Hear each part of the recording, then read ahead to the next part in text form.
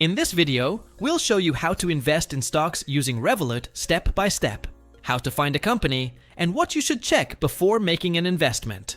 The first thing we need to do is open the Revolut app and access our account. Once we're inside, we'll look for the Investments or Stocks section, depending on the version of the app we're using.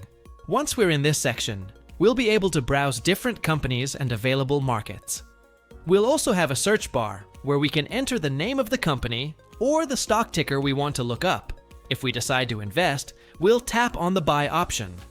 Next, we'll need to enter how much we want to invest.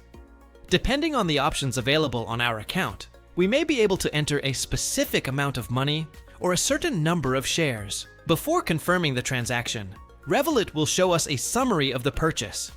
It's important to review the amount, execution price, any applicable fees, and any other potential costs. If everything looks correct, we can confirm the transaction. Once the order has been executed, the shares will appear in our investment portfolio. From the same section, we can later track how our investment is performing, review the stocks we own, and check the current value of our portfolio.